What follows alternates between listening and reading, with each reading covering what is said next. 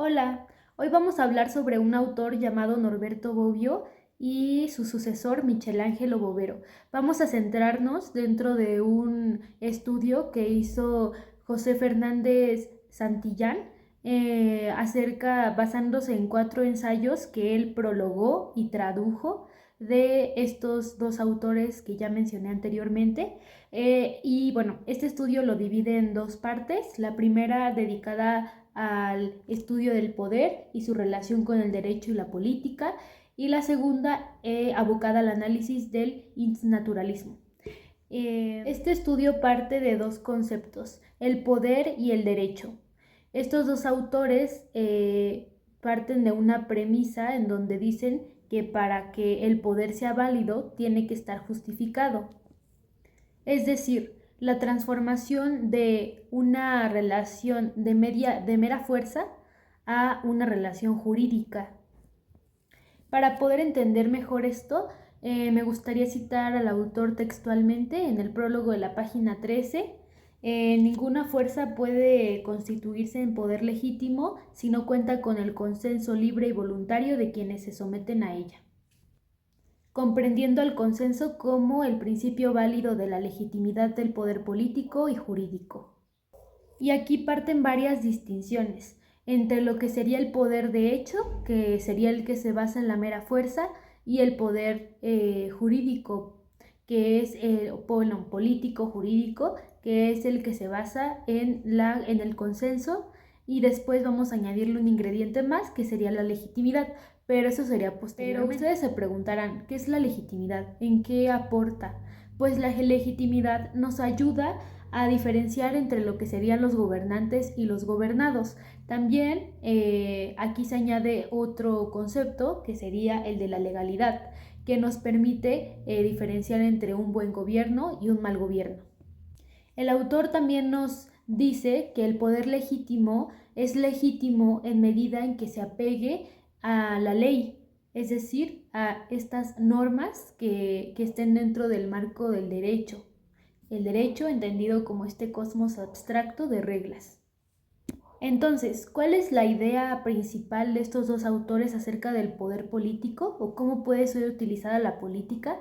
Bueno, la política, ellos retoman a varios autores que en sus dos principales teorías acerca de esta, la primera es que puede ser utilizada como contraposición, y la otra, la segunda, sería como la composición de poderes, en la cual pues aquí reflejamos que estos dos autores retoman a tres autores específicos. En el primero, que es la de la contraposición, que se ve a la política como el conflicto, así como utilizando el papel metafórico del Behemoth.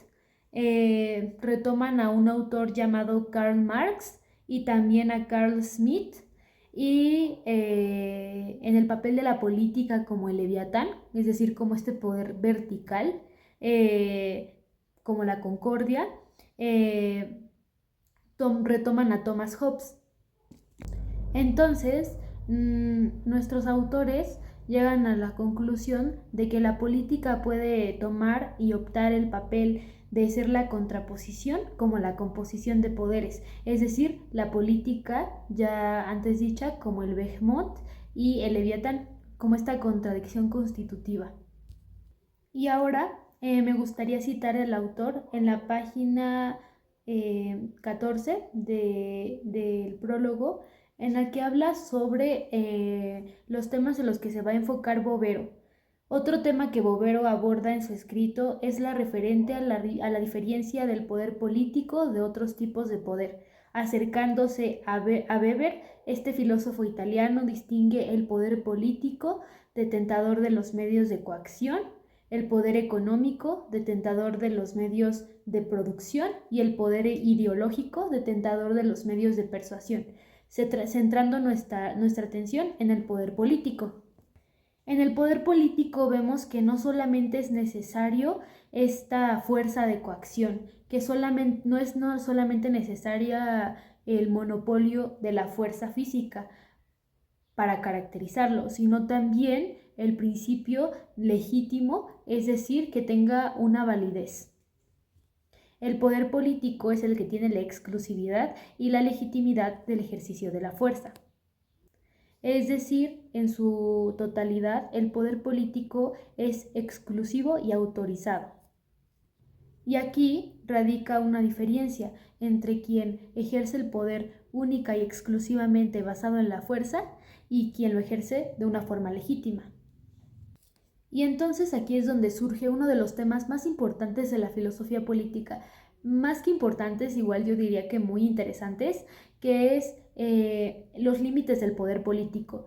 Parte de que nuestro autor Bovero se pregunta si este poder legítimo concentrado puede llegar a degenerarse y hacer uso de su fuerza en un uso arbitrario de ella. Por lo que propone que el poder político tiene que estar limitado a normas superiores que lo regulen. Y de esta manera se conecta la idea de que la legitimidad depende del respeto que se le dé a los límites impuestos por la ley.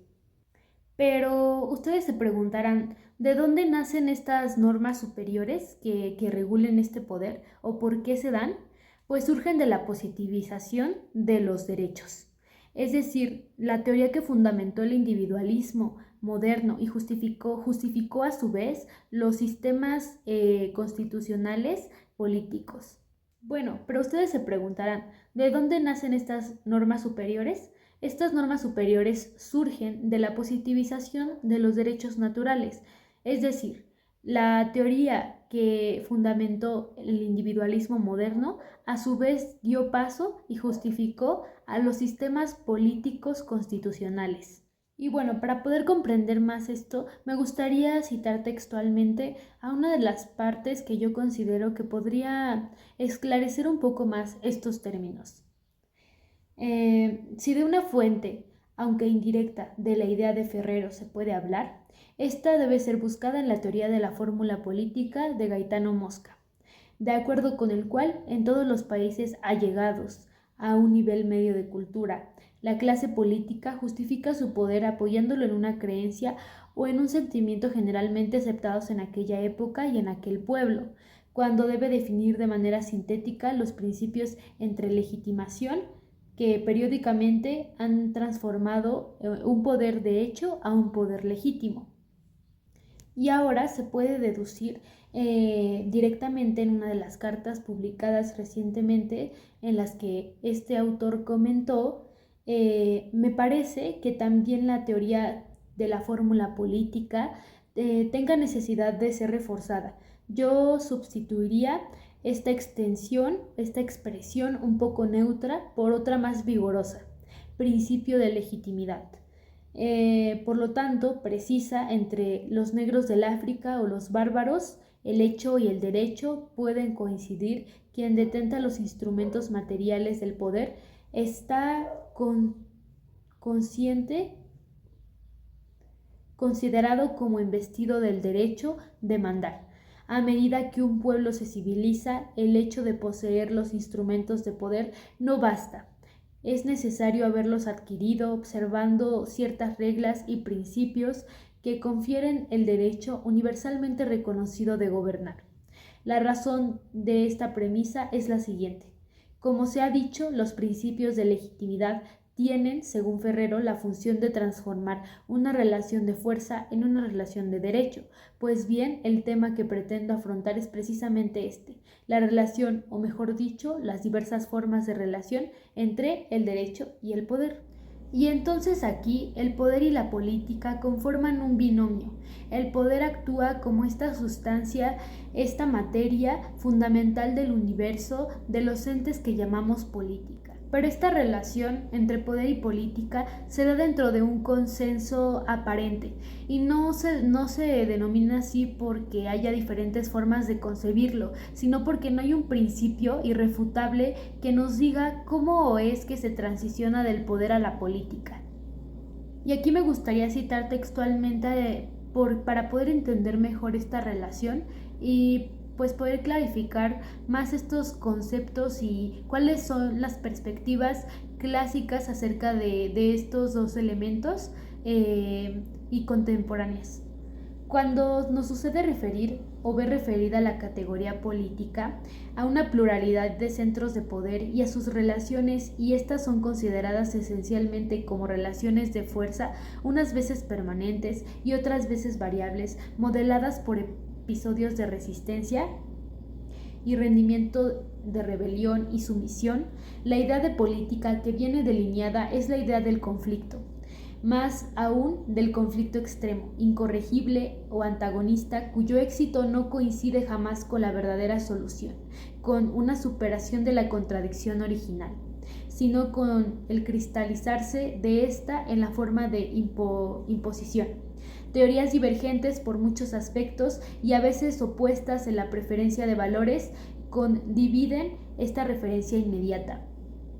Aunque conceptualiza de muchas maneras de la noción de política referida a la contraposición y a la lucha o a la dominación y a la imposición del dominio del más fuerte, sin tener que recurrir a las clásicas figuras de Trasimaco o de Maquiavelo.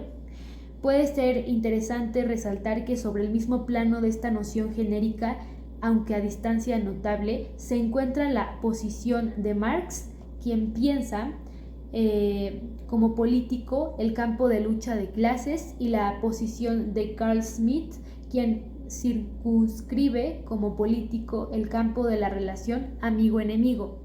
La exitosa fórmula de Carl Schmitt puede ser considerada paradigmática, pero ha sido utilizada quizás por Michel Foucault, modificando una célebre afirmación, quien ha encontrado la fórmula que expresa mejor esta primera idea general de política: la política es la continuación de la guerra por otros medios. De frente a esta, no puedo presentar una fórmula más adecuada para expresar la otra idea general de la política, sino de la primera ley natural fundamental de Hobbes: se debe buscar la paz. Y desde el punto de vista de Hobbes, es la condición de paz la que aparece propiamente como política. La salida del estado de guerra, debido a la contraposición de las fuerzas y de los poderes particulares, se da a través de la institución del poder superpartes, precisamente del poder político, y por tanto coincide con el ingreso en la sociedad civil, donde civil, de civitas, recordémoslo, una vez más significa política, mientras que en la perspectiva anterior del campo de la política es inmediatamente el del conflicto. En esta perspectiva, el campo de la política se abre más allá del conflicto, con la conjugación de las múltiples fuerzas contrapuestas en la unidad del poder común. En otras palabras, en el primer caso, política es propiamente la contraposición, y en el segundo caso, política es propiamente la composición. Como ya vimos, hay dos formas de concebir a la política, tanto en su papel de Behemoth, que es como antes lo habíamos comentado, así como su papel de Leviatán. Y estas contradicciones son las que constituyen a la política y pues también constituyen a su vez al Estado. Y para comprender mejor esta relación entre el Behemoth y el Leviatán, me gustaría citar nuevamente textualmente al autor. Behemoth y Leviatán. Parece pues que en el lenguaje común y especializado se presentan dos nociones de política que no son conciliables de una unidad: la política como conflicto o contraposición, y la política como orden o composición. Pero también podríamos decir, utilizando la imagen de los monstruos bíblicos tan querida por Hobbes, la política como Behemoth y la política como Leviatán. Y posteriormente se nos presentan los lugares clásicos y perspectivas contemporáneas sobre política y poder. Y aquí es donde se nos introduce a uno de los pensadores más importantes acerca de la filosofía política, que sería Aristóteles, y para poder comprenderlo mejor también me gustaría citarlo textualmente. En el tercer libro de la Política de Aristóteles inicia preguntándose ¿qué es la polis? Y comienza por considerar que es la actividad del hombre político y del legislador versa en torno a la polis y a la constitución politeia, en una determinada organización de personas que habitan la polis. Más adelante presenta la siguiente consideración: ¿cuándo es que la polis se debe decir la misma o no la misma, sino diferente. Cuando la misma población habita el mismo lugar, quizás es necesario decir que la polis es la misma hasta que los habitantes son de la misma raza. O también es necesario decir que los hombres son los mismos. Pero, ¿por qué sin embargo la polis es diferente? Entonces aquí es donde aparece una de las preguntas fundamentales. ¿Qué cosa pues es la politeia y la policidad de la polis? Es constituirse en un orden determinado, que se impone a los miembros particulares y los organiza de una manera en la unidad de una identidad colectiva. Pero ¿de qué manera? O más bien, ¿en qué cosa consiste la constitución del orden colectivo? Es decir, la constitución politeia es el ordenamiento de las diversas magistraturas de una polis y especialmente de la que es soberana. En efecto, soberano es en cualquier lugar el gobierno de la polis.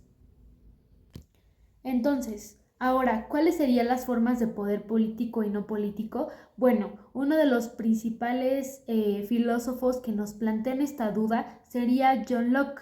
John Locke plantea distinguir entre las formas de poder. El problema puesto por Locke es el origen de la construcción de la teoría política en términos ejemplares, mostrar la diferencia entre los gobernantes de una sociedad política, el padre de la familia y el capitán de la galera. Es decir, como antes ya lo habíamos dicho, esta nos permite ver esa diferencia entre gobernantes y gobernados. Pero, ¿cómo es que se da esto? Sin embargo, este es un problema también en Aristóteles, porque podría haber un mandato que pudiera gobernar de la misma forma, pero sin el mandato patronal, del cual también Aristóteles nos plantea. Existe una forma de mandato con el que el hombre rige a las personas en la misma categoría, pero a su vez sean libres. Pues sí, el autor, citando textualmente, nosotros llamamos a esta forma de mandato política. Parece que el poder político está definido por ser un poder que se ejerce sobre libres, es decir, es un poder sobre hombres y no sobre cosas o seres de alguna manera inferiores. No solo son los esclavos. Ha llegado uno de los temas más importantes dentro de este estudio, que es la legalidad y la legitimidad. Pero una de las preguntas que se nos hace es: ¿en qué sentido la legalidad puede valer como principio de legitimidad? ¿Cuál es la norma que puede hacer legítimo un poder político? ¿De dónde viene esta norma? ¿De dónde trae su validez? Aquí, si retomamos a lo que Weber decía, que el monopolio de la fuerza no es suficiente para caracterizar a un poder político, y en la medida en que también es necesario que el poder sea legítimo, que sea reconocido y validado por medio de un título, ahora buscaremos sugerir que la legitimidad no es el puro apego a la norma, como este autor lo decía, sino también no, el título no es suficiente, el título de legitimación no es suficiente para que un poder sea político y sea legítimo. No es de por sí suficiente para la legitimación de un poder político. Entonces, ¿qué cosa significa creer en la legalidad de una legislación?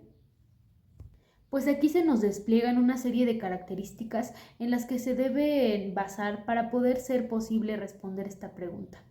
Esta legalidad puede valer como legítima, y citando textualmente la página 53, como primer punto, en virtud de una estipulación o acuerdo por parte de los individuos interesados.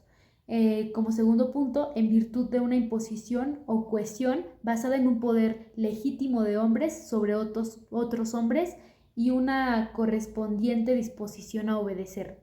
Ahora es claro que la legalidad no es un fundamento suficiente de legitimidad, en cuanto tiene necesidad de ser posteriormente fundada. Pero ¿sobre qué cosa? Dejemos por ahora el caso del acuerdo. En el caso de la cohesión basada en un poder legítimo, es evidente que se deberá preguntar cuál es el título de legitimidad. Una vez más, cuál es el fundamento válido de este poder. Si no se quiere hacer un salto a otra categoría y buscar este fundamento, por ejemplo, en la tradición o en una creencia afectiva, se deberá buscar en una legislación superior y o anterior, pero en tal caso se necesitará retomar el problema del fundamento de validez de esta última legislación. Todos pueden observar que de esta manera se cae en un retroceso al infinito para utilizar fórmulas hegelianas. Mientras más buscamos obtener el fundamento se va más al fondo.